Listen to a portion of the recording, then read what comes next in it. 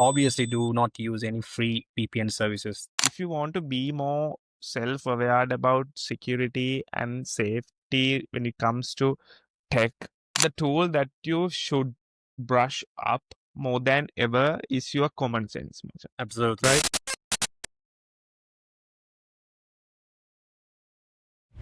Hi, everyone. Welcome to another episode of Aprender podcast. So this is our 97th episode. So since me and Udara, we've been talking about a lot of tech stuff, and today we decided to dive into one of our own experience. So basically, today we'll be diving into a a topic. So we thought this topic would be discussed during this month would be the perfect uh, position because October 2025. Today is October 4th. So we thought since October is the World Security Awareness Month, so we thought about why not talk about something related to security. And today we narrow in the topic to Sri Lanka as well, because we both work in Sri Lanka. So today we'll be talking about our own experience, specifically my experience actually, since I'm specializing in security. So we'll dive into the gap in security awareness in Sri Lanka. So let's get started.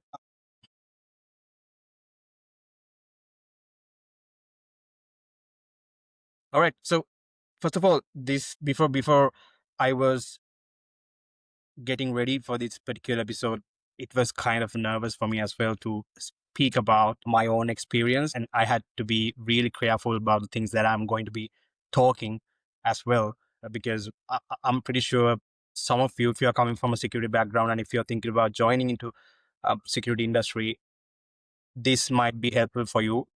And if you're already working in security industry, I believe this is going to be really helpful for you as well because I'm talking from my own experience. Yeah. So without wasting time, we'll get dive into it. So there's this notion that most of the time when we are working in the security industry, that um it some of the words that getting thrown around in the industry because um we we are coming from a technical background. We both studied in university. We specialize in IT, and coming from that background, most of the time the things that we are getting taught about security, it's whole different concept and somewhat not relative to the topic actually, and the how we were taught to approach security and the things that we do, it's kind of different and not the perfect or the practical way in terms of the education. That realization, you will have it when you are working in the industry if you're coming from a tech background. Yep. First let's dive into the problem. So before we talk about the problem, the thing is, one thing that we need to get clarified is that what is security. So coming from a IT background, we both were taught in terms of security that security is about confidentiality, integrity, and availability. That's not. And it's actually a feeling, and it's rooted in human behavior, and also it talks about human psychology and criminology aspect of it, and none of them are being taught for us during our university. And the thing is, we were not specializing, specifically I was not specializing in security, and there is only one or two modules related to cybersecurity, and in there also, nah, the things that we were taught, it's not the approach, the university or the education program that we had, it's not the effective approach to teach security. So Udara, so I believe like you were also interested. I remember you and me both were interested in joining into security field, right? Back in the day. I think you also remember that we were taught about the confidentiality, integrity, the CIA tried as well, right? I hope you remember that. Yeah. Yeah, back in the day, the security was not at the front seat when it comes to software and everything. I'm just saying, like, if you have idea, you create an app or anything or software or any piece of thing, but you don't focus on security. Fast forwarding to 2025, now it's more than ever. It's critical to develop systems and develop things around security, because there are many ways that we can be insecure in this world rather than exposing ourselves to certain vulnerabilities. Like in default, we are pretty vulnerable. Yeah, that's why I want to point it out, Machang. We were not focusing on security back in the day, but now it's like a critical part of it. The idea behind the word, the security, it might remember certain things to you guys. For me, it's on top of the idea I'm getting a security. The word meaning a person that secures our building, basically a guard, right? But that's not actually the case when it comes to security, right? So I think better we understand the actual concept behind security, the word behind security, so that way we can wrap our head around on how to protect that thing, right, Macha? Yeah, yeah. The thing is, like, if we look up the etymology behind the word security, it's about being without care. So basically, if you're not thinking about anything right now, if you're not worrying about anything right now, if you don't feel anxious about anything at all, like, that's the state of security. So it's a etymology actually.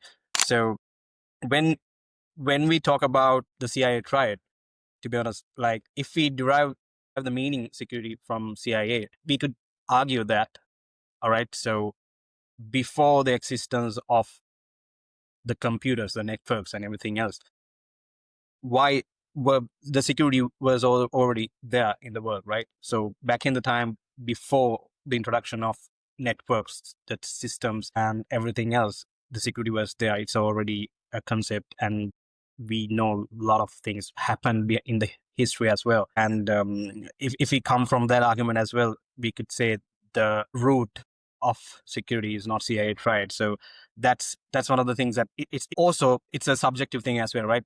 So there might be certain situations with certain conditions. I might not feel secure at handling the situation at all. But when it comes to Udara, you might feel secure handling a situation better than me, right? So it's different for you and me, depending on the situation, the conditions, the environment, and a lot of things, right? Our capabilities, the things that we do, all right. So our minds and everything else. So since it's a subjective matter, we can't say, like, we can't measure it. If let's say, if we take 100 people and ask them for about a period of month how secure they feel every day, we might get different answers from 100 of people, right? Sometimes they might feel secure, sometimes they might feel insecure. We don't know. So there's come the problem. How can we measure feeling, right? We can't measure feeling if it is a feeling, right? So it's kind of really subjective, the matter, when it comes to that. So that's one of the problems, and we weren't taught at all anything about that, right? Because and when it comes to our job as security practitioners, our job is it's a protective discipline. So in terms, if we do a slight change of the word that we speak, if we change it from security to protection, then we have much clarity and confidence about our job and things that we should be doing, right? Because protection, it can be measured. So and one of the problems also that Yeah, Macha, a small thing I need to add. So, since you mentioned like the security is like a perspective thing, I had example for a while. For a while, I was not using any. I'm sorry, I'm not just name dropping these companies, Macha. In my personal knowledge, with the things I found, I don't like any product that Facebook create. In this case, Meta create, right? Basically, I have a really bad, what do you call, impressions with Mark Zuckerberg and his team. I'm sorry, I'm just name dropping this, but there are certain facts. So there is a time period that I haven't used single app created by Mark Zuckerberg, right? So if the way the thing is, Majang, all the apps that bugger created, Majang, are so popular in Sri Lanka. If you are not using one of his app, people will question you like why you are not using Instagram, why you are not using WhatsApp. So the thing is, I explain certain like security scenarios and privacy violations to them, but at the same time, they like basically they give the impression like, oh, really? Like they do that, right? Ah, never mind. I use the app. So that impression is like really perspective. They know that things are bad there, but they anyhow use it. That's like the way I realize it, Machang. Security is like, let's say, for example, if you don't keep your main door locked throughout the night at your house, there's a probability that you will be get robbed, right? But also there's a probability that you will not be get robbed, right? At the same time. So people like to gamble on that insecurity rather than enabling that security, right? Based on certain factors that are more humanized. Like if you, for example, for me, the time period that I haven't used WhatsApp for that time period, I missed out a lot on my close friends, right? That's like a sacrifice I made for my own sanity, but a lot of people don't do that much. I think the problem is that lack of awareness and mostly lack of like what do you call seriousness regarding the your space and your information and your data, right? Yeah, yeah. That's a really good way of putting it because it opens up a conversation about security and freedom and all about comfort. So you mentioned like most of the people they rather be insecure than sacrificing their own comfort or their own freedom, right? So if if there is a mechanism to check, all right, so this is the in terms of security or the protection, so this is the level that you are in. So for you to be in that level, you have to sacrifice your freedom and comfort. So that's the whole meaning behind of what you just described, Udar. So that's people don't like to sacrifice their comfort, and people don't like to sacrifice their freedom. So that's when the security people get really backlash when it comes to giving advice to them, because most of the time when we give advice, we do it for the betterment of them or the community. Let's say if you are coming from that kind of values, so when we do that, they might feel like, oh my god, you are being so paranoid, right? And Yeah. I'm not. I'm actually, if you are if whatever you are telling is true, why something as of now something not happened to me, right? So they take that chance. They do that gamble. They don't like to sacrifice their comfort and freedom. So Yeah, that's other thing, Majang, that's a one thing that I even get the feedback from. The other thing is, let's say I'm telling you that okay, the Zuckerberg's app will stole your the information, private information. The answer I get, the reaction I get is like, so what? I'm just a nobody. I'm just a single person. So what's the value of my information to him? That's like the impression people have, but they don't get the bigger picture regarding the power of personal and own space security, right? yeah, Information security. Yeah. yeah, and yeah, yeah. So that's also a problem, right? Because when we approach in a manner that we need giving them advice to secure themselves, we might take in the responsibility of securing other people as well. But the thing is, like, the security is a shared responsibility. So we could say that's the best thing that we could do, right? We could advise them, we could say them not to do that. And then again, we can't deliberately, like, we can't force them to do it, right? Because it's their freedom of choice. That's then again, that is also like a big realization for me as well when it comes to understanding the separation of task for being a security practitioner. So I could give advice to people, but I can't make them secure by force, right? It's up to them to do it. Yeah, so I have yeah, since yeah, this thing is, but we can't. The problem here is Majang, the per people's low prioritizing or making security less prioritized or less what you call influential on their day to day. behaviors and the information that they put out through the internet is a huge problem, right? So it's not like a problem that persists, it's a problem that actually growing with the rise of AI and everything. Now it's more than ever, it's important to people to realize the ways that they can protect their own space, protect their own information, and be on guard for whatever comes next in the next evolution of the software waves, right?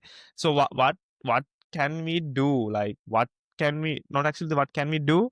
How can we like make the awareness like a way that people actually consider regarding these things that we are explaining actually? And in a way, how can we fill the gap between the knowledge of security and the way they can actually protect their security? That this gap should be really thin by now, but it does not, right? Yeah, yeah. So a lot of the thing is like there's been a lot of security awareness programs going on in the internet and social media, and also from the workspaces that we work, right? And also we see some of the television advertisements going on well when it raising cyber awareness of the people, right? So the thing is, for them, since we are coming from like I'm coming from like a security background, and for me everything is about security, right? But when it comes to a normal human being who is it might be can be like a doctor or a teacher or someone else, right? If their profession is not about concerning about being secure all the time, they might not consider that at all, right? And the thing is like I believe like if we could approach it in a different way. We could provide them with situational awareness instead of security awareness, right? They might, because if we talk to a quality assurance professional, they might be speaking about quality aspect of it all the time, right? We need to have this quality, we need to pass this quality threshold likewise. So for their perspective, if you put their hat, they are seeing the world bit from a quality aspect. But quality is also something that an important thing, right? And security is also something like that. So there are a lot of factors coming into play if we put every other professions and every other things that much important to a human being. And if we only focus on security, they might not give a damn at all. So I believe like in this situation, like we could provide them with situational awareness. That's it. I can't think of anything else because like let's assume like if you are setting up an application, you might have to have a let's assume you are setting up WhatsApp. You might have a two-factor authentication, or you might have to have some sort of way of reaching out to you if you lost access to your account. So some of them are not even security. Some of it's about functionality using the application, right? So it's better if they could be more aware about the things that they do instead of like specifically focusing on security in terms of it. So that's how I see that matter, to be honest. Yeah. Uh, so I get the bigger picture uh, when it comes to software development and everything. How actually, surprisingly, a lot of companies and a lot of institutes focus on security regarding the code quality and everything. But the thing is, there are certain things that there's this framework that I follow. Like upon my experience in the industry and the software and the tech stack, Majang, if some product is a free product, so question that like why is this amazing thing is for free, right? If you think in that way, for example, you are using Gmail, right, for emails. I had the question like, okay, this email thing is really good. Google is really good at this, but why is it free? Why they are giving this thing to me for free? So that way I realized that, oh, shit. So I am the product basically for the end customer, Majang. Google, Gmail is the product for end customer, but for Google, Gmail is not the end product, right? Its users are its product, right? So if you are using something free, basically you are the product. So you are basically feeding that thing all things that it needs to earn money or personalize certain shadow things to target on you and earn some money from them. So the framework I follow is like, Machang, if something is free, I'm always questioning like, why is this free? So why, what are they getting from this? Like that, the way I look at things now in 2025, Machang, especially with the AI rising, if you are aware of the AI and data and the training and everything, you get the idea like why ChatGPT is free. Why is there a free version of ChatGPT, right? So that the way this is not valid for everything, much. And for example, let's take YouTube. YouTube has its own thing regarding generating money from views.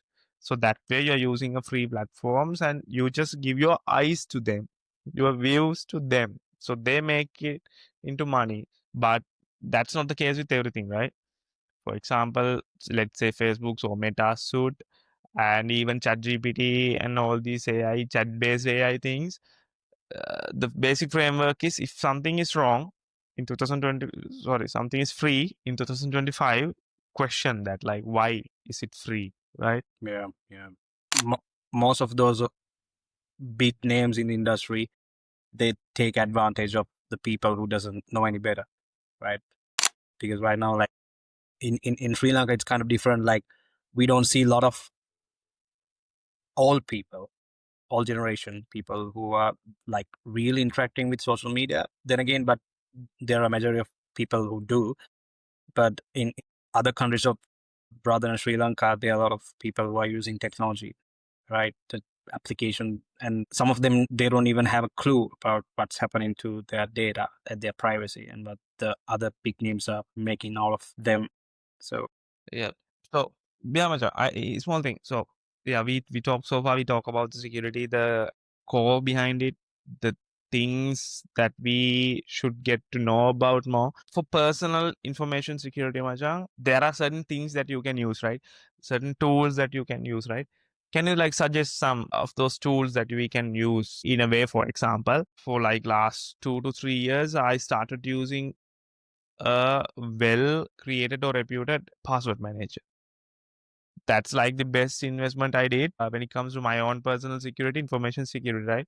So, any other tools and things that you follow, you advise to follow or suggest to follow actually? the Bitwarden is a really good tool, right? For that, so it's gives us the capability to store multiple passwords in one location, and we don't have to remember the passwords, right? So that's also like a practice people could learn and use it, incorporate into their day to day lives to do that, right? I can't suggest some of the tools that instead I would like to like suggest some of the practices that they could do. And when it comes to browsing internet and using application, I believe they could follow the things that you said as well, right? If it is free, you could look do more due diligence into the services they provide. Right? Look, just like a little bit of due diligence would go along lot of along the way, because you might get identify some information, some suspicious, some unclear, and you could decide whether you are going to use this service or not, right? And in terms of the tools and services that we use day to day during our task, most of the time we use them to save our time.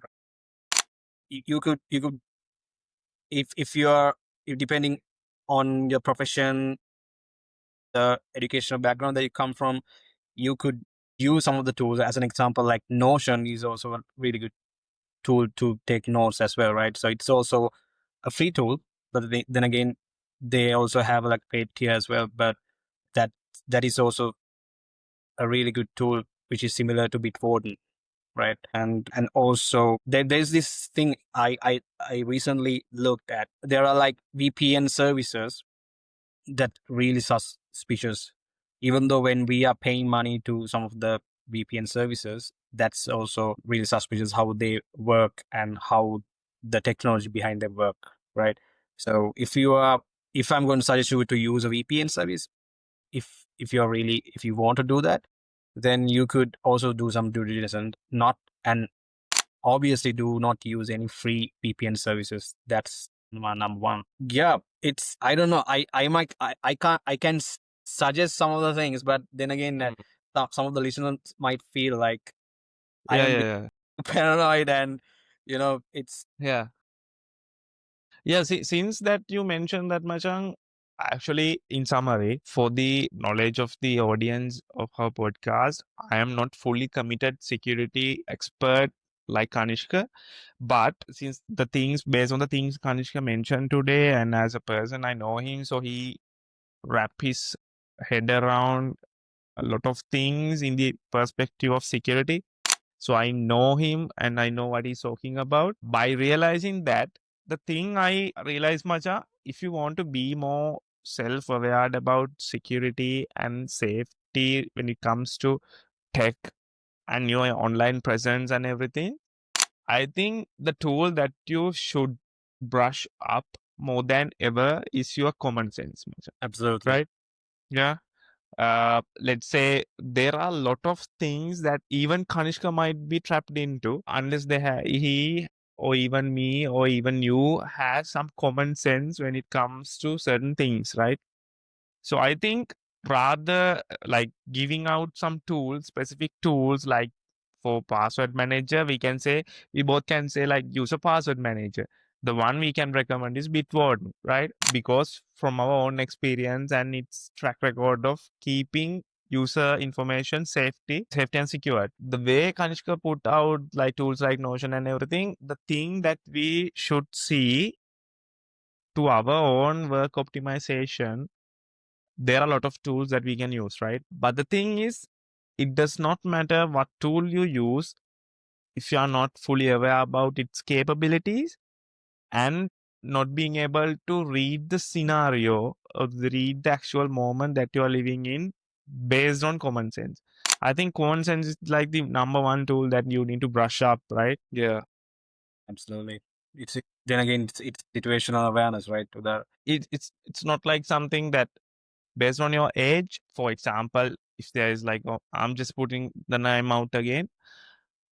WhatsApp has a direct competitor called Telegram, right? What's your first impression when it comes to Telegram? Basically, porn and a lot of scams are going on there, right? I see.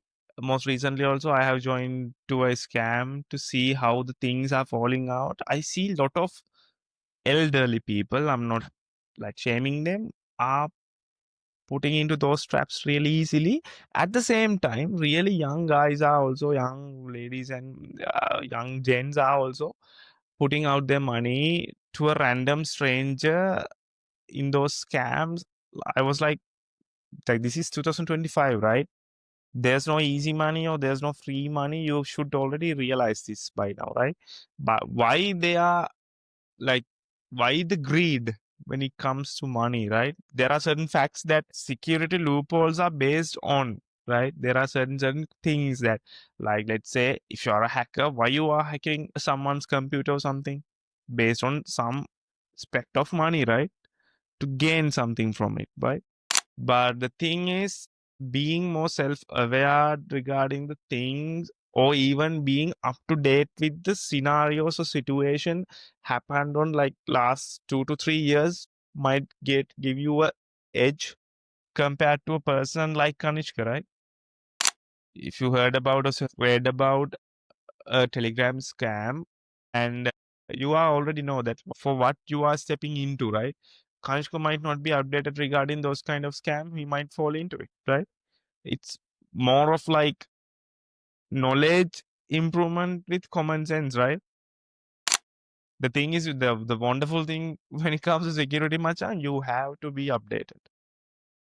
You have to be. if you look at the historical data about how these scams were propagated, the thing is, it always revolved around people's greed, right? And they always lean into the humans like people's inferiority when it comes to gain some kind of a status by having money, or getting something that they want which they haven't had before, and at the end of the day they try to make themselves feel better, right?